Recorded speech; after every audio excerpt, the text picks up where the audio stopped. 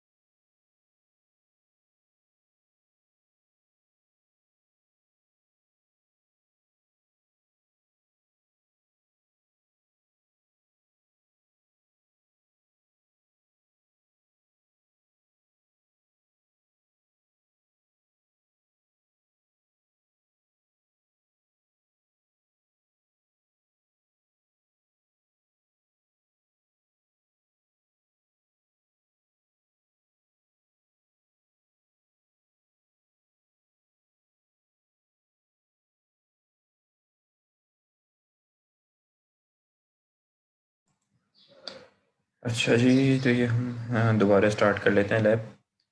आप सब मेरे ख्याल से जितने स्टूडेंट्स आ गए वो ले लें, बाकी जो रह गए हैं वो जो है रिकॉर्डिंग्स देख लेंगे। ठीक है, तो आज की जो लैब थी इसके अंदर हमने पहले तो रिवीजन कर लिया पिछली लैब का, फिर हमने सारी चीज़ें देख ली कि भाई अ, ये हमने रिवीजन कर लिया कि इसमें क्या टास्क किस तरह परफॉर्म हो रहे थे। फिर देख लिया कि स्ट्रिंग्स को किस तरह डिफाइन करते हैं, वर्ड्स को एस वर्ड को किस तरह करते हैं और इनकी आउटपुट्स किस तरह प्रिंट करते हैं। फिर हमारे पास आवाज़ आप लोग को आ रही है क्लियर? यस सर, क्लियर है। अच्छा, इसके बाद हमारा थर्ड आज की लैब का टॉपिक है कंडीशंस। तो ये बड़ा इंपॉर्टेंट टॉपिक है, तो इसको आप लोग देखें। इसमें क्या है कंडीशंस के अंदर कि कंडीशनल एग्जीक्यूशन, बेसिकली कंडीशंस आप लोगों ने डिफरेंट पिछली पहले भी पाइथन पढ़ी होगी या सी प्लस प्लस पढ़ी होगी, तो आपको पता होगा कि कंडीशंस क्या होती हैं, लूप्स क्या होते हैं। तो हम इस टॉपिक के अंदर कंडीशंस को पढ़ेंगे, लूप्स को पढ़ेंगे। कंडीशन से मुराद है जैसे आप सी प्लस प्लस में इफ़ एल्स वाइल ये कंडीशंस पढ़ रहे थे, और लूप्स पढ़ रहे थे, फॉर लूप वाइल लूप के फायर फॉर और वाइल लूप पढ़ रहे हैं, और कंडीशन में इफ़ एल्स एल्स इफ ये पढ़ते थे। इस तरीके से कंडीशंस को असेंबली लैंग्वेज में किस तरीके से अप्लाई करते हैं ये भी हम देखेंगे, और लूप्स को असेंबली लैंग्वेज में किस तरह अप्लाई करते हैं ये भी देखेंगे। तो स्टार्ट इसको करते हैं। ये लिखा है कि भाई conditional execution in assembly language is accomplished by several looping in branching instructions। ठीक है, आपको लूप्स लगाने पड़ते हैं और ब्रांचिंग इंस्ट्रक्शंस को इस्तेमाल करते हुए आप कंडीशंस को अप्लाई कर सकते हैं। तो these instructions can change the flow of control in a program whose execution is observed in two scenarios। अच्छा, आपका कोई भी प्रोग्राम है उसके इंस्ट्रक्शंस परफॉर्म हो रहे हैं, परफॉर्म होते होते आपने कोई भी कंडीशन लगा दी या कोई लूप लगा दिया, तो वो आपका फ्लो ब्रेक हो जाएगा और वो डिफरेंट किसी भी ब्लॉक ऑफ कोड के ऊपर आप अपनी कंडीशन के थ्रू जंप करा सकते हैं।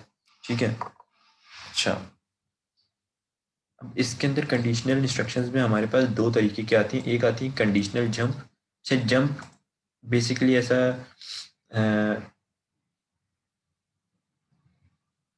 क्या कहेंगे इसको, ऐसा ऑपरेशन है कि जिसके थ्रू हम लूपिंग परफॉर्म कर रहे होते हैं। ठीक है, तो इसमें हमारे पास दो तरीके के जंप्स आ जाते हैं, वो आते हैं अनकंडीशनल जंप और एक कंडीशनल जंप। ठीक है, तो अनकंडीशनल जंप के अंदर हमारे पास क्या है कि this is performed by the jump instruction. ये जे एम पी इसका कीवर्ड है। ठीक है, जे एम पी का मुराद है जंप। तो this is performed by jump instruction. Conditional execution often involves the transfer of control to the address of sir instruction. Sir ji, screen share नहीं sir हो रही। स्क्रीन शेयर तो करें। मुझे लगा बड़बड़ी बता रहे हैं अभी। मुझे भी लगा। सर एक और चीज है कि आप ये जो जंप इंस्ट्रक्शन है ये आप हमें वो करके नहीं दिखाएंगे प्रैक्टिकल बिल्कुल इम्प्लीमेंटेशन। बताएंगे। अभी तो उसकी थ्योरी बता रहा हूँ ना कि ये काम किस तरह, इसमें ओके लैब सर। में क्या चीज़ डिफाइन। जब आपको ये सारी चीज़ें पता लग जाएंगी, इसकी हम आगे सारी एग्जांपल्स हैं और इसको हम थ्योरेटिकली भी देख रहे हैं और प्रैक्टिकली भी हम इसको अभी करके देखेंगे।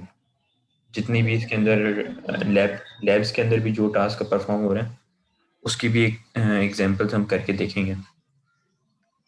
तो जो जंप है ना, अब आप लोगों को स्क्रीन शेयर हो रही है। Yes sir. तो जंप का कीवर्ड हम इस्तेमाल करते हैं कोई भी एक ब्लॉक ऑफ कोड से दूसरे ब्लॉक ऑफ कोड के ऊपर अपनी फ्लो कंट्रोल ऑफ फ्लो को शिफ्ट करने के लिए। ठीक है, तो एक अनकंडीशनल होता है जिसके अंदर आप कोई कंडीशन नहीं दे रहे होते, जैसे हम सी प्लस प्लस में या जावा में करते हैं कि हम कोई कंडीशन देते हैं कि if this this is true तो फिर आप ये काम कर लो। अनकंडीशनल जंप के अंदर आप कोई कंडीशन नहीं दे रहे होते, सिर्फ एक कीवर्ड देते हैं जंप और आगे लेबल दे देते हैं कि इस लेबल के ऊपर आप जंप कर लें। लेबल हमने लास्ट लैब में भी देखा था, अभी भी देख लेंगे लेबल्स किस तरह जनरेट होते हैं, क्रिएट होते हैं। ठीक है, और कंडीशनल जंप क्या होता है? कंडीशनल जंप के अंदर हम जंप, जैसे ये जे लिखा है तो जे और साथ में उसकी कंडीशन, जैसे हम कंडीशंस इफ एल्स वगैरह देते हैं और उसमें इफ और फिर ब्रैकेट्स में पैरेंथेसिस के अंदर हम उसकी सारी कंडीशंस डिफाइन कर देते हैं। तो यहाँ पे ये नहीं होता, यहाँ पे होता है जैसे हम JMP यहाँ पे कर रहे हैं जंप, लेकिन यहाँ पे हम क्या करेंगे J, और J के आगे उसकी जो भी कंडीशन है कि इफ़ जो भी वैल्यू है वो 0 है तो JZ, और नॉट 0 है तो JNZ। तो इस तरीके से हम कंडीशंस यहाँ पे दे रहे होंगे। तो ये तरीका है कंडीशंस देने का जंप के अंदर, ठीक है।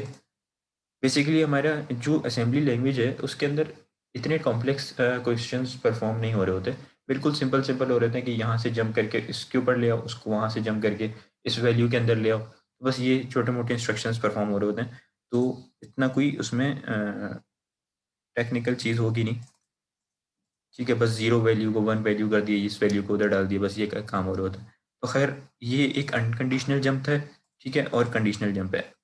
अच्छा, इसकी हम एग्जाम्पल अभी आगे देखेंगे, कंडीशनल की और अनकंडीशनल जंप की। उसको समझने के लिए आप पहले एक चीज़ देख लें कि हमारे पास कंपेयर का इंस्ट्रक्शन क्या कर रहा होता है। कंपेयर इंस्ट्रक्शन जो है वो दो ऑपरेंड्स को, एक ऑपरेटर को और एक ऑपरेंड्स को आपस में कंपेयर कर रहा होता है, ठीक है। और उसके ऊपर हम कोई ना कोई कंडीशन दे रहे होते हैं कि ये इक्वल है या नहीं है, ये डेस्टिनेशन और सोर्स इक्वल है या नहीं है, इन दोनों को कंपेयर करता है CMP कंपेयर का कीवर्ड, ठीक है। ये सारे हम एक साथ ही यूज़ कर रहे होंगे, अभी आपको आगे दिखेगा। तो यहाँ पे भी लिखा हुआ है compares two operands it generally uses conditional execution, ठीक है। ये कंडीशनल एग्जीक्यूशन के अंदर हमारे पास कंपेयर यूज़ हो रहा होता है। ज़ाहिर है जब कोई कंपेयर करेंगे, अगर इक्वल्स हैं तो फिर कोई कंडीशन लगेगी कि फिर आप इसको जंप करें, ठीक है। It does not disturb. अच्छा, ये वैल्यूज़ जो हैं उनको आपकी सोर्स और डेस्टिनेशन की उनको चेंज नहीं कर रहा होता, ठीक है। सिर्फ डिसीजन मेकिंग के अंदर कंपेयर इंस्ट्रक्शन काम कर रहा होता है। सिंटेक्स इसका ये है CMP कंपेयर, फिर डेस्टिनेशन, यानी कि जो भी आप यहाँ पे एक रजिस्टर देंगे या कोई लेवल होगा आपका जिसके अंदर वैल्यू स्टोर्ड होगी, ठीक है, और यहाँ पे उसका सोर्स, तो आपस में इन दोनों को कंपेयर कर लेगा ये कीवर्ड, ठीक है। अब इसके बाद इसमें क्या है कि कंपेयर्स टू न्यूमेरिक डेटाबेस, ठीक है। दो न्यूमेरिक डेटाबेस को कंपेयर कर लिया। ये destination operand could be either in register और इन मेमोरी, ये भी देख लिया हमने कि बिल्ट इन रजिस्टर्स में भी हो सकता है और मेमोरी में भी हो सकता है। तो source operand could be constant data register memory, ठीक है। सोर्स भी इसी तरीके से। फिर ये हमारे पास एक चार्ट गिवन है कि अगर जैसे हम जब आउटपुट आता है तो हम देखते हैं कुछ फ्लैग्स आ रहे होते हैं हमारे पास नीचे, कि जिसमें CF होता है, ZF। ये इन डिटेल हम आगे की क्लैब में भी देखेंगे, उसमें सारे फ्लैग्स डिफाइन किए हुए हैं।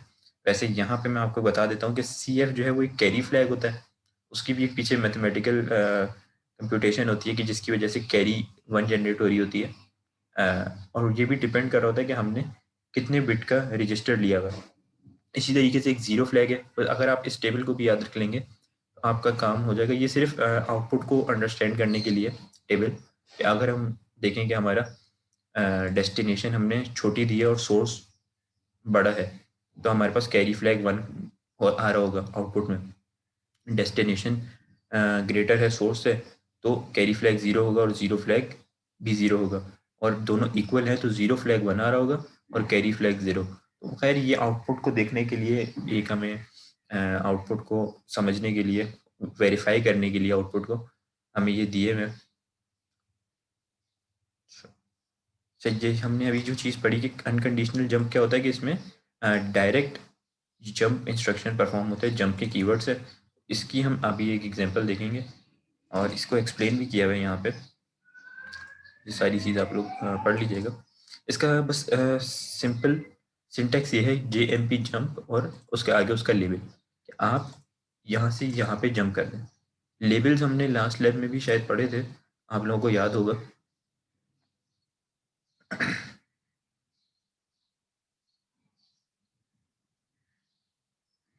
ये देखें, ये लेबल्स हमने पढ़े थे कि अगर हमने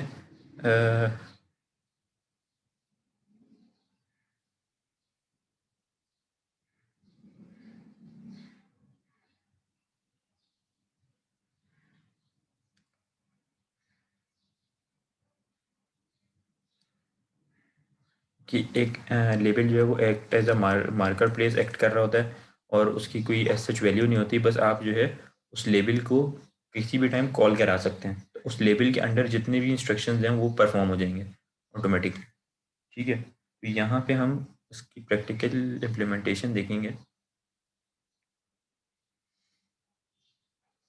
ये कि अगर अनकंडीशनल जंप है कि इसमें कोई कंडीशन नहीं है, तो यहाँ एक एग्जांपल गिवन है।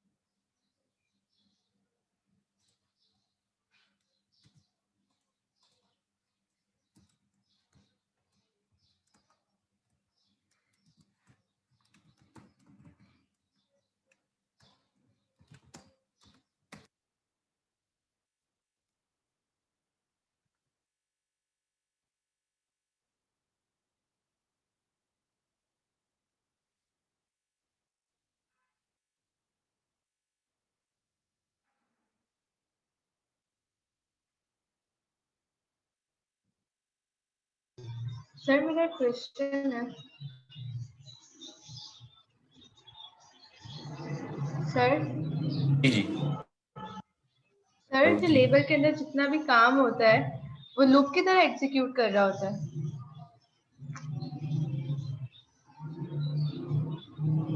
लूप तरीके से एक तरीके से तब एग्जीक्यूट कर रहा होता है। लूप के जो कीवर्ड है ना, उसको हम अलग तरीके से इस्तेमाल करेंगे, लेकिन लेबल जो है ना, बस वो जैसे यहाँ पे मैं आपको दिखा देता हूँ।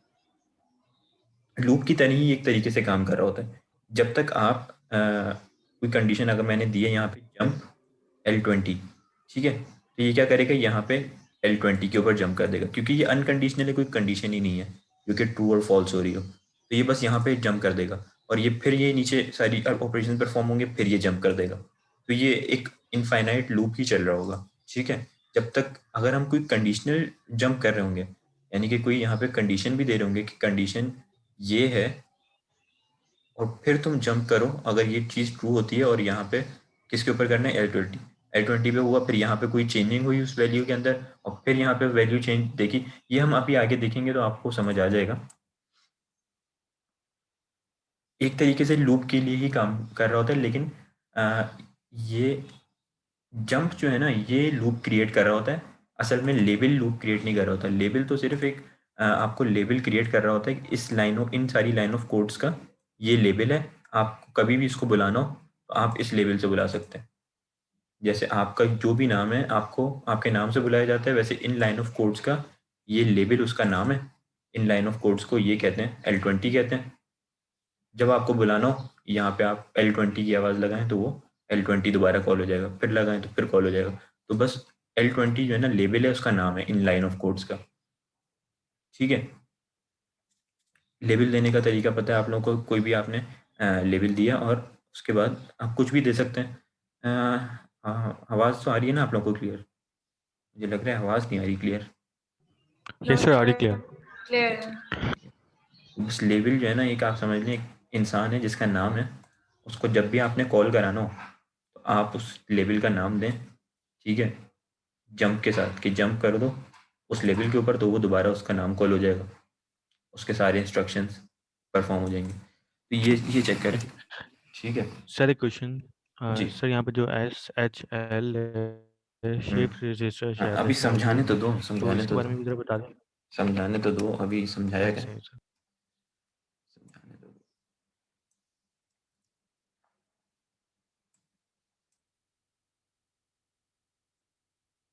यहाँ सारे कमेंट्स वगैरह दिए हैं।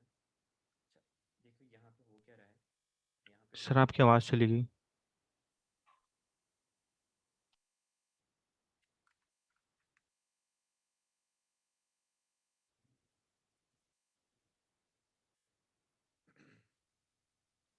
हेलो।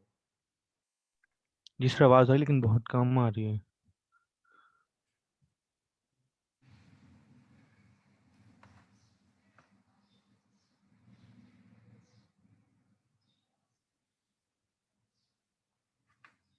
अच्छा, अभी आ रही है आपको आवाज़?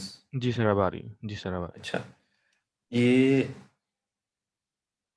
इसमें किया हुआ ये है कि एक वैल्यू ली हुई है, वैल्यू का एक कीवर्ड लिया हुआ है, ठीक है, और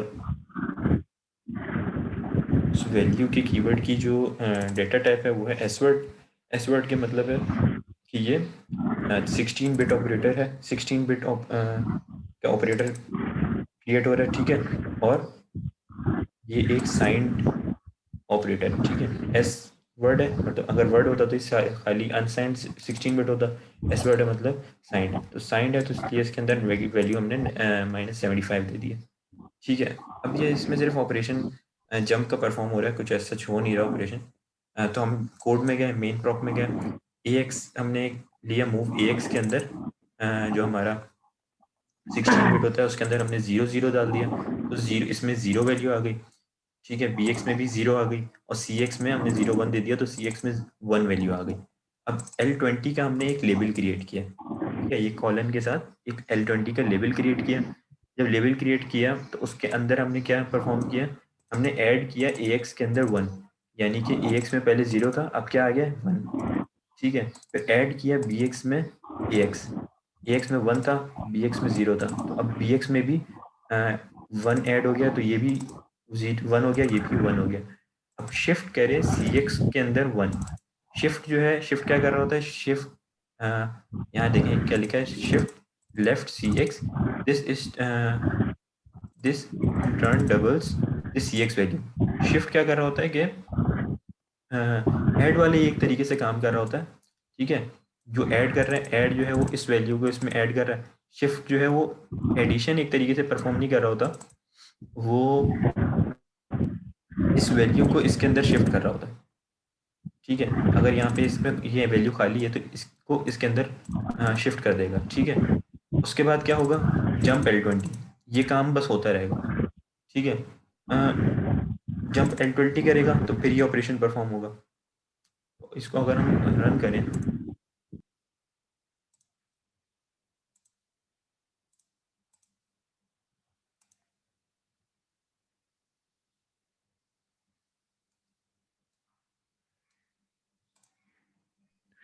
सर ये शिफ्ट अपडेट तो नहीं करता वैल्यू कहीं, एक या मिनट, रीअसाइन करता है वैल्यू?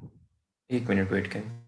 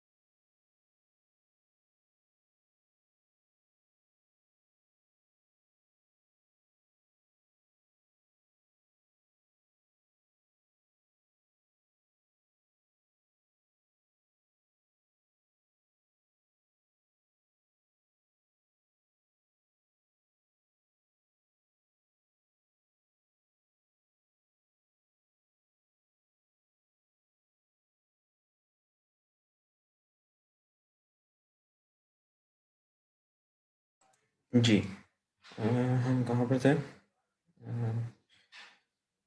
हम डिस्कस कर रहे थे, ऐड हमने देख लिया, ऐड इसने इसमें करवा दिया। फिर अच्छा हम थे यहाँ पे शिफ्ट पे।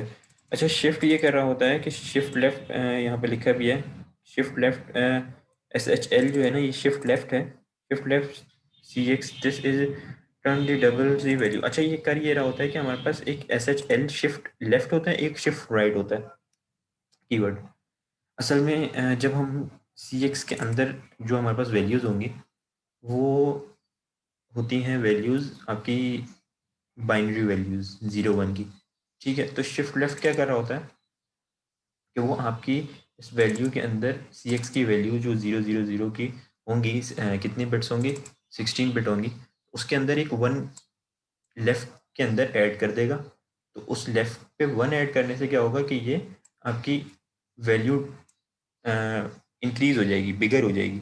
अगर हम शिफ्ट राइट करते हैं यानी कि राइट के ऊपर अगर हमारे पास 16 बिट्स लिखी हुई हैं, उसमें राइट में 1 ऐड करेंगे तो हमारी वैल्यू स्मॉल हो जाएगी, स्मॉलर हो जाएगी। अगर आप उसकी वो काउंट करें 0 2 8 16 32, तो वो वैल्यू स्मॉलर हो जाएगी। अगर हम शिफ्ट राइट करेंगे और शिफ्ट लेफ्ट करेंगे तो हमारे पास वैल्यू हमारी बिगर हो जाएगी। इसमें इन्होंने क्या किया है कि शिफ्ट CX के अंदर शिफ्ट 1 किया है, ठीक है। और ये बस एक आप लोगों को करके दिखाया हुआ है, इसकी कोई इस कोड की लॉजिक नहीं है कि इससे क्या फ़ायदा हमें मिल रहा है। बस एक अनकंडीशनल जंप हमें करके दिखाई हुई है कि कोई भी कंडीशन नहीं है, बस सिंपल होगा ये कि ये जंप करता रहेगा L20 के ऊपर। आउटपुट हमारे पास कुछ भी नहीं आ रहा क्योंकि यहाँ पे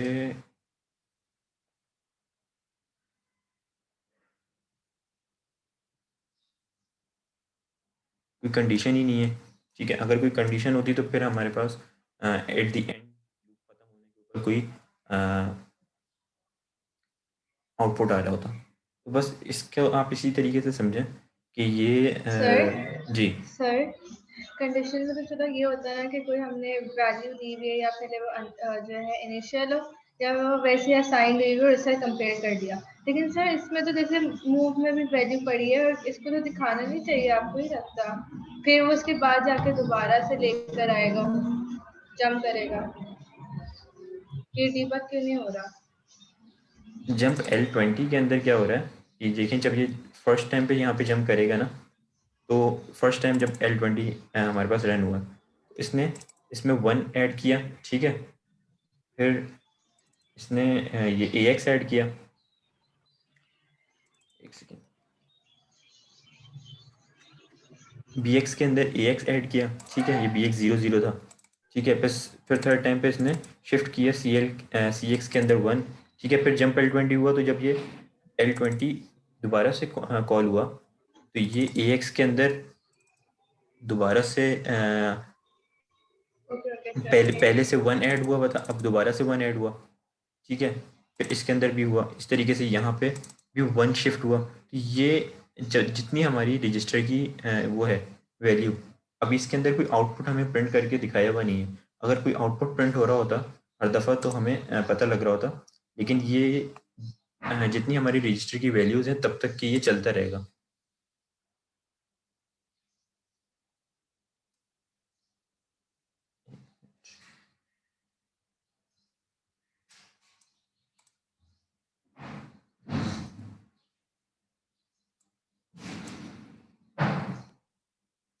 सर यहाँ पे कॉल राइट एंड वगैरह कुछ कॉल नहीं हो रहा, जब भी प्रिंट ना हो रहा हो कहीं। इसीलिए कोई चीज़ प्रिंट नहीं हो रही ना, जी ये सर। लूप इनफाइनाइट चले जा रहा है क्योंकि इसमें कोई कंडीशन ही नहीं है। लेकिन इसकी भी कोई एक सेकेंड, कंडीशनल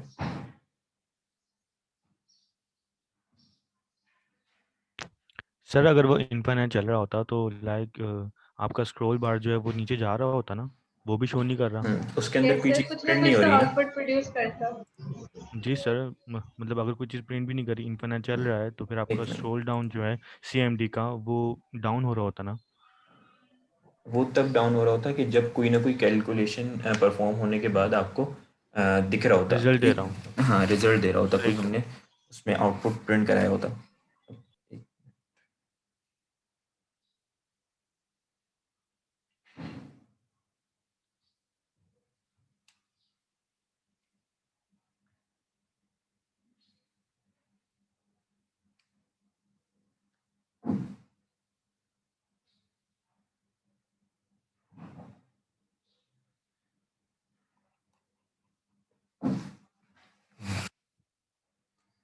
नीचे हम देखते हैं आगे किसी प्रोग्राम के अंदर अनकंडीशनल जंप की भी दोबारा कोई लॉजिकल एग्जांपल देख लेंगे। खैर अच्छा, ये जो अनकंडीशनल जंप है ना, बस बेसिकली ये कर यही रहा है कि आपके L20 के ऊपर इसको दोबारा अगर हमने इसमें कोई कंडीशन लगाई हुई होती कि अगर ये कंडीशन ट्रू हो जाए तो फिर आप इस ब्रेक कर दो, ठीक है, इस लूप को, और कोई चीज़ प्रिंट कर दो, तो फिर वो हमें आउटपुट दे देता, आउटपुट जनरेट कर देता, ठीक है। इसी तरीके से बस इसको आप इसका ये तरीका याद रखें, जब इसका कोई क्वेश्चन मेरे दिमाग में आएगा ना तो मैं आप लोगों को बता दूंगा, उसको ऊपर फिर हम अप्लाई करके देख लेंगे कंडीशनल जंप, अनकंडीशनल जंप, ठीक है। इसके इसी तरीके से कंडीशनल जंप है हमारे पास। अच्छा, कंडीशनल जंप के अंदर ये देखें, ये जो मैंने आपको बताया था कि कंडीशनल जंप के अंदर हम कंडीशन किस तरह दे रहे होते हैं, जैसे अनकंडीशनल में JMP दे रहे हैं, वैसे कंडीशनल के अंदर J और फिर आगे जो भी कंडीशन है, वो कंडीशन क्या है कि हमारे पास सपोज़ कोई ऑपरेशन परफॉर्म हुआ है, एडिशन का हुआ है, ठीक है, एडिशन का परफॉर्म हुआ है, तो एडिशन होने के बाद हमारी वैल्यू जो आएगी वो EAX के अंदर आएगी, ठीक है। अब ये EAX के ऊपर ये इंस्ट्रक्शंस परफॉर्म होंगे, J फॉर जंप और E फॉर इक्वल्स। अब इफ़ हमने जंप या फिर हमने कंपैरिजन परफॉर्म किया, ठीक है, जैसे कि हमने यहाँ पे देखा था कि हम कंपैरिजन परफॉर्म कर रहे हैं, ठीक है। अब कंपैरिजन हमने यहाँ EAX पे, और सपोज EAX के अंदर हमें यूज़र ने 2 इनपुट दिया, ठीक है, हमने यूज़र इनपुट लिया और उसने हमें 2 इनपुट दिया, तो हमारे डेस्टिनेशन में हमने रख दिया EAX, ठीक है, और सोर्स हमने उसको कंपेयर किससे करा दिया, 2 से। तो अब ये इन दोनों को 2 और 2 को कंपेयर करेगा, ये दोनों इक्वल्स हैं, तो यहाँ पे क्या होगा, हम ये कंडीशन लगा देंगे कि जंप इक्वल्स, मतलब अगर ये दोनों इक्वल्स हैं तो आप जंप कर दो, अगर नहीं है तो फिर इंक्रीमेंट करते रहो, इस तरीके की कोई कंडीशन लगा देंगे, ठीक है। और अगर दोनों ऑपरेटर और ऑपरेंड आपस में इक्वल नहीं है तो हम JNE यानी कि जंप नॉट इक्वल्स लगा देंगे, ठीक है, ठीक है। या फिर अगर वो जो ऑपरेटर है वो ज़ीरो है या नहीं है उसके ऊपर भी लगा सकते हैं कि JNZ लगा दें, तो जंप नॉट ज़ीरो की कंडीशन लग जाएगी। इसी तरीके से ये जंप ग्रेटर, अगर 2 ऑपरेशंस हैं उनको हमने कंपेयर किया आपस में, एक दूसरे से ग्रेटर है, तो जंप ग्रेटर की है कि अगर ये सोर्स ऑपरेंड से ग्रेटर है तो आप जंप कर दो, जंप ग्रेटर है एंड इक्वल्स है, ठीक है, या जंप ग्रेटर देन और इक्वल्स, ठीक है। तो जो आप लोग ने पहले C++ की लैब में भी पढ़ा होगा,